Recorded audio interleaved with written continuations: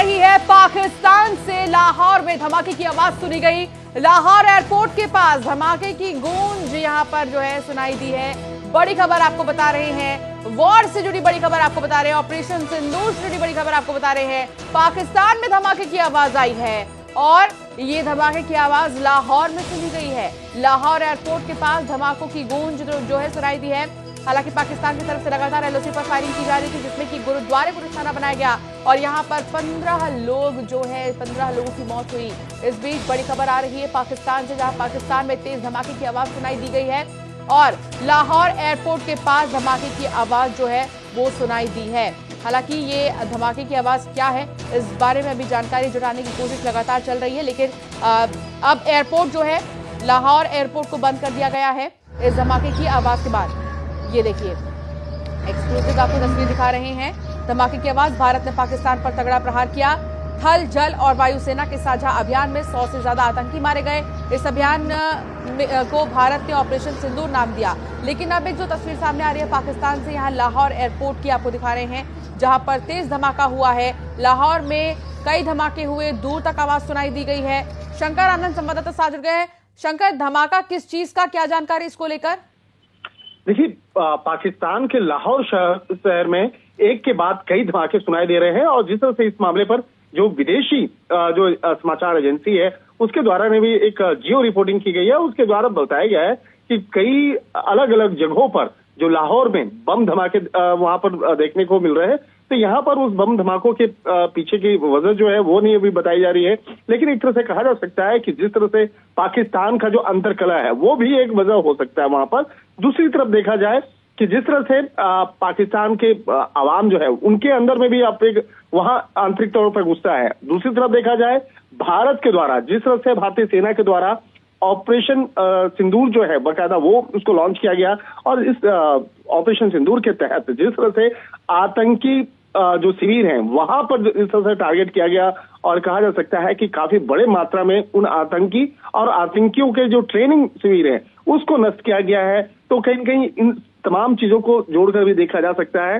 तो आने वाले दिनों में कहा जा सकता है पाकिस्तान के खिलाफ और भी कार्रवाई हो सकती है।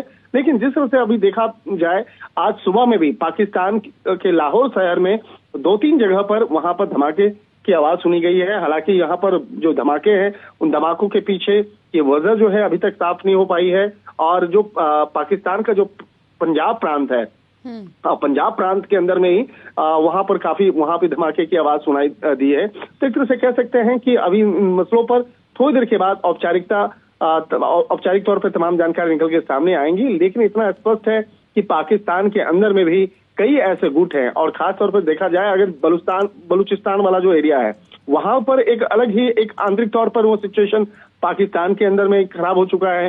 दूसरी तरफ देखा जाए भारत के द्वारा जिस तरह से लगातार अब जो एक जो कहा जा सकता है दबाव जो बनाया जा रहा है, ये दबाव इस बात को लेकर है कि पाकिस्तान में आतंक की जो फैक्ट्री है जो पिछले कई सालों से वहां पे चली आ रही है, तो पाकिस्तान में उस आतंक की फैक्ट्री के खिलाफ जिस तरह से भारत ने एक बहुत बड़ी कार्रवाई को अंजाम दिया है, तो इन तमाम चीजों को लेकर अब आंतरिक तौर पर पाकिस्तान टूटता हुआ नजर आ रहा है और शायद इसी का असर है कि वहां पर भी एक कहा जा सकता है कि आंतरिक तौर पर सिचुएशंस और बहुत ही ज्यादा खराब होता हुआ नजर आ रहा है। और जिस तरह से देखा जाए आतंकी सरगना मसूद के कुनबे में जिस तरह से कल 14 लोग मारे जाने की जो बात सामने आई और इस मामले में खुद आतंकी सरगना मसूद ने इस बात को कबूला कि 14 लोग उसके मारे गए। तो एक तरह से कहा जा सकता है कि आज वो आतंकी जो भारत में कई ऐसे बड़े आतंकी मामलों को वारदात को अंजाम देने में वो कभी सोचा नहीं, लेकिन कल वो थक कर हार करके रो रहा है और कहता है कि काश मैं भी मर जाता तो अच्छा होता। तो ये इस तरह के जो बयान जो है जिस तरह से वो कल आया है, तो ये वही पाकिस्तान की वो आतंक फैक्ट्री है जो पिछले कई सालों से वहां पर आतंकियों को वहां पर पाला पोसा जाता है, उसे आगे बढ़ाया जाता है और एक ही मकसद होता है कि भारत के अंदर में किस तरह से आतंकी वारदात को अंजाम देना है। तो कहीं न कहीं कहा जा सकता है कि भारत आज आर्थिक तौर पर, सामाजिक तौर पर, अंतर्राष्ट्रीय स्तर पर हर तरीके से पाकिस्तान को अब तोड़ने में जुट गया है और इसका एक अच्छा खासा असर पाकिस्तान में देखने को मिल रहा है। और इसकी वजह एक ही है कि भारत हमेशा अपने पड़ोसी मुल्क के साथ में एक अच्छे बर्ताव करता रहा है, लेकिन जिस तरह से पाकिस्तान के द्वारा कभी पहलगाम तो कभी मुंबई तो कभी ऐसे बहुत सारे जो आतंकी वारदात को जिस तरह से बने रहिए शंकर। एक बार फिर से दर्शकों को बड़ी खबर बता दें, लाहौर से जुड़ी बड़ी खबर आ रही है। पाकिस्तान के लाहौर शहर में कई धमाके हुए हैं और अभी एयरपोर्ट को बंद कर दिया गया है। बड़ी खबर आप तक पहुंचा रहे हैं। पाकिस्तान के लाहौर में धमाके की आवाज जो है सुनाई दी है, धमाके की आवाज दूर तक सुनाई दी है। समाचार एजेंसी रॉयटर्स ने जियो रिपोर्टिंग और जमीन पर मौजूद गवाहों का हवाला देते हुए बताया कि पाकिस्तान के पंजाब प्रांत के लाहौर में धमाकों की आवाज जो है वो सुनी गई है। धमाकों की वजह से अफरा तफरी मच गई है और फिलहाल लाहौर एयरपोर्ट को बंद कर दिया गया है। इससे पहले आपको बता दें, जम्मू कश्मीर के कई जिलों में 72 घंटे का अलर्ट जारी हुआ। सीमा पार से लगातार हो रही फायरिंग को देखते हुए जम्मू कश्मीर के सांबा और कठुआ के साथ साथ जम्मू के आरएस पुरा इलाके में अगले 72 घंटे का अलर्ट जारी किया गया है। फिलहाल सुबह सुबह आपको बता दें कि भारत के ऑपरेशन सिंदूर से हटकर अगर हम देखें तो पाकिस्तानी सेना के 12 जवानों के मरने की खबर भी आई। बीएलए बलूच लिबरेशन आर्मी ने पाकिस्तानी सेना की गाड़ी पर हमला कर दिया था। आईईडी धमाका कर पाक सेना की गाड़ी उड़ा दी। ये घटना बलूचिस्तान के बोलान की है, जहां पर 12 पाक सैनिक मारे गए हैं और उसकी तस्वीर भी हमने आपको दिखाई थी, कैसे जो धमाका है वो गाड़ी में हुआ। शंकर हमारे साथ लगातार जुड़े हुए हैं। शंकर, पाकिस्तान में खुद ही कुछ ठीक नहीं है। पाकिस्तान में उनके अपने ही इलाके में जो है गृह युद्ध जैसी स्थिति बन गई है। ऐसे में लाहौर का ये धमाका क्या हम बलूचिस्तान में जो इस वक्त हम देख पा रहे हैं, जहां सुबह सुबह 12 जवानों के मरने की खबर आई, उससे जोड़ा जा सकता है? व्यक्ति से बात करें। शंकर, आप तक आवाज आ रही है? तो शंकर तक आवाज नहीं पहुंच पा रही है, दोबारा संपर्क साधने की कोशिश करेंगे। लेकिन फिलहाल आपको बता दें कि भारत पाक तनाव के बीच लगातार कई बड़े अपडेट सामने आ रहे हैं और लाहौर से ये बहुत बड़ी खबर आ रही है, जहां लाहौर शहर में कई धमाके हुए हैं और धमाके की आवाज काफी ज्यादा तेज थी, दूर तक सुनाई दी है धमाके की आवाज। भारत ने पाकिस्तान पर एक तरफ जहां तगड़ा प्रहार किया, जल थल और वायु सेना के साझा अभियान ने 100 से भी ज्यादा आतंकी मारे हैं। इस अभियान को भारत ने ऑपरेशन सिंदूर नाम दिया।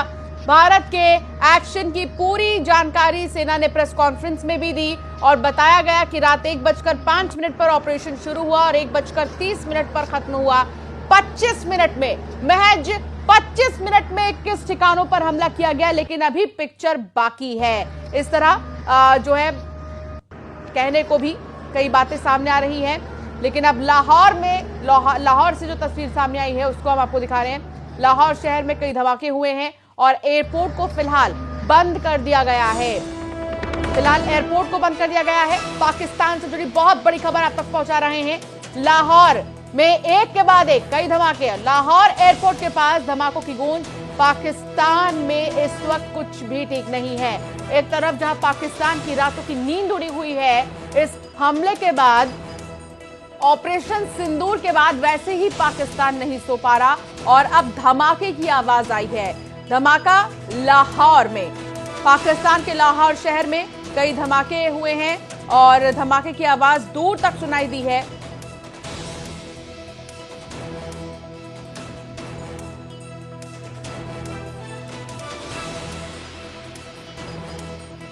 डिफेंस एक्सपर्ट हमारे साथ हैं एसएल शर्मा। एसएल शर्मा जी, बहुत स्वागत है आपका न्यूज 18 पर।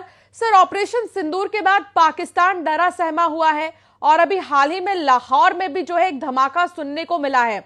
जानकारी ये भी मिली थी कि बीएलए बलूचिस्तान में कुछ ठीक नहीं है। बलूचिस्तान लिबरेशन आर्मी ने पाक सेना की गाड़ी पर हमला किया, जिसमें 12 पाकिस्तान के जो सैनिक हैं वो मारे गए हैं। क्या इसको इससे जोड़ा जाए?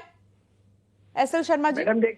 मैडम देखिए, ये जो मैंने कल भी आपसे डिबेट पे कहा था कि ये सिंदूर ऑपरेशन नंबर 1 जो है इसको कई और इसको फॉलो करेंगे, लेकिन इसके साथ ही मैं आपको बता दूं कि जो लाहौर में धमाके हुए हैं उनके वो इंटरनल है, उसका भारत से कोई लेना देना नहीं है।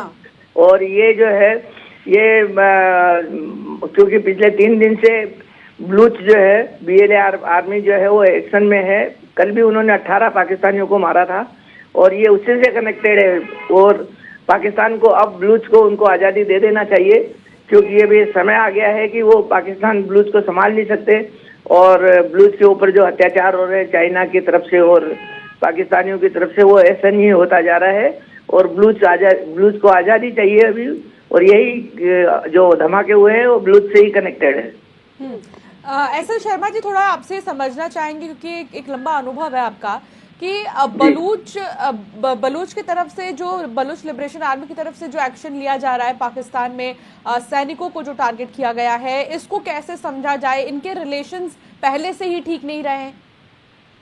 देखिए क्या हो रहा है कि बलूच को एक्सप्लॉइट किया जा रहा है। वहाँ की जो खदान संपदा है वो चाइना को पाकिस्तान दे रहा है, और वहाँ से पूरे रिसोर्सेज जो है पाकिस्तान बलूच से ले रहा है, लेकिन बलूच को कुछ भी नहीं दे रहा है। बलूच की उनकी जो रहन सहन की हालत है वो खराब है, उनके पास बिजली नहीं है, उनके पास इंफ्रास्ट्रक्चर नहीं है, और उनके ऊपर रोजाना उनके अत्याचार हो रहे हैं। उनके जवान लड़कों को जो है ये गिरफ्तार करके जेलों में डाल रहे हैं और उनका पता ही नहीं चल रहा है। इसलिए ये पिछले 20 साल से जो है बलूच के ऊपर अत्याचार चल रहा है। और अभी जो रही सही जो कमी थी वो उन्होंने जो है कॉरिडोर बना के चाइना को कॉरिडोर के लिए जमीन दे दिया, और उसमें बलूच को कोई भी फायदा नहीं हुआ। तो बेसिकली ये इकोनॉमिक और स्वतंत्रता की लड़ाई है जो चालू रहेगी जब तक उनको आजादी नहीं मिलेगी।